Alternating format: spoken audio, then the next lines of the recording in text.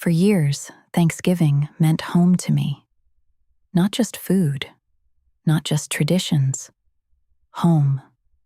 It meant cinnamon in the air, laughter spilling from the kitchen, football playing somewhere in the background, and the feeling that no matter how hard life became, there would always be a place at the table for me. So when I pulled into my parents' driveway that Thanksgiving morning, holding my daughter's tiny hand and balancing a pie we honestly couldn't afford, I felt hopeful. Nervous, but hopeful. Leaves crunched beneath our shoes as we walked up the path. My daughter smiled beside me in the little dress she'd spent days picking out. "Do you think Grandma made the sweet potatoes?" she asked. I smiled. Probably. I knocked. The door opened, but instead of warmth, there was my sister, Madison. She looked at me, then down at my daughter, then back at me again. Her expression barely changed. "There's no room," she said casually. I blinked. "What?" "No room at dinner." I stared at her. IRSVPD. She crossed her arms. Plans changed. For a second, I genuinely thought she was joking. Then I looked behind her. People were laughing. Music played softly. I smelled turkey and pie and fresh bread. Everything was happening without us. My daughter squeezed my hand. "Mommy?" I swallowed. "Let's go." I didn't argue, didn't plead, didn't ask why. I simply turned around and walked away. Because sometimes pain arrives so suddenly that your heart doesn't know how to react. And sometimes the deepest heartbreak isn't loud. It's quiet. Very quiet. I helped my daughter into her car seat.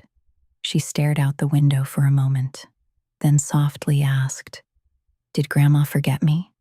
That question shattered me. Because children don't understand rejection, they only understand absence. I drove away with tears I refused to let fall. Then my phone rang. Dad. I almost ignored it. Almost. But I answered. His voice sounded different. Tired. Urgent. "Rachel, come back." I frowned. "What?" "Come alone." The line went silent. I stared at my phone. Then I turned the car around. An hour later, I walked back into the house alone. The laughter upstairs echoed through the walls. Dad met me near the hallway.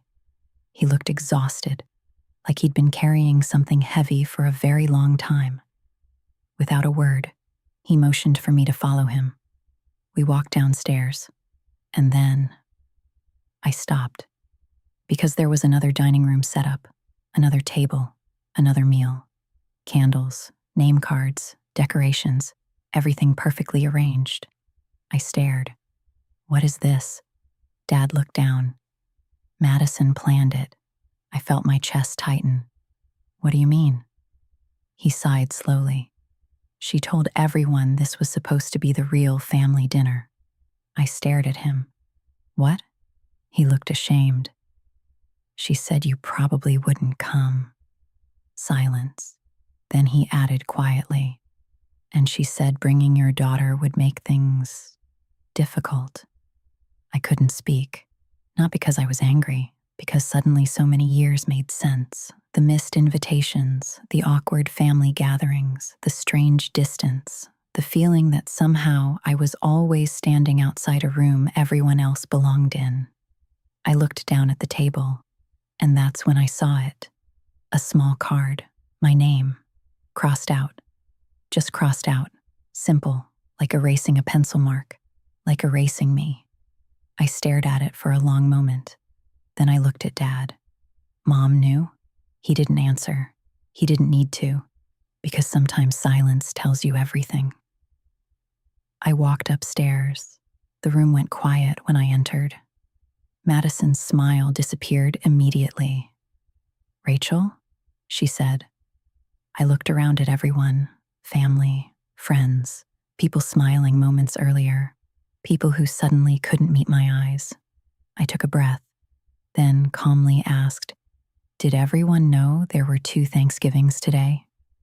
Nobody spoke, not one person. Madison laughed nervously. "You're making this dramatic." I looked at her. No. I smiled gently. I'm making it honest. The room stayed silent. I wasn't there to fight, wasn't there to argue. I was simply done pretending, done shrinking myself so other people could feel bigger, done carrying years of confusion and guilt. I looked at my mother, then my father, then Madison, and for the first time in my life, I chose myself. I walked out, quietly, again. But this time something felt different. I wasn't leaving rejected, I was leaving free. The next morning, I sat inside a coffee shop and opened my laptop. I stared at a blank page. Then I began writing, not out of anger, not out of revenge, but because I finally understood something. Silence had never protected me. It had only protected everyone else. So I wrote. I wrote about feeling unseen, about growing up believing I had to earn love, about becoming so good at staying quiet that people forgot I had feelings too. I wrote about my daughter, about watching her wonder if she'd been forgotten, and I told the truth. Nothing more, nothing less. Then I hit publish. I expected almost nothing. Instead, thousands of people responded. Messages poured in. I understand this. I've felt invisible too. Thank you for saying what I never could. For the first time, I didn't feel alone. Weeks passed. Life slowly became quieter, lighter. Then one evening, my mom showed up at my apartment. No phone call, no warning, just standing there, looking smaller somehow. She sat quietly and stared at the floor, then finally whispered, "I thought you didn't need me." I looked at her. "No," I said softly. "I just stopped asking." Tears filled her eyes, and for the first time, I saw regret. Real regret, not excuses, not blame, just truth. Months later, Thanksgiving came again. But this year was different. This year I hosted. Our apartment was tiny. The furniture didn't match. The floors creaked. Nothing was perfect, but it felt warm. Neighbors came, friends came. People brought food, people laughed, people stayed.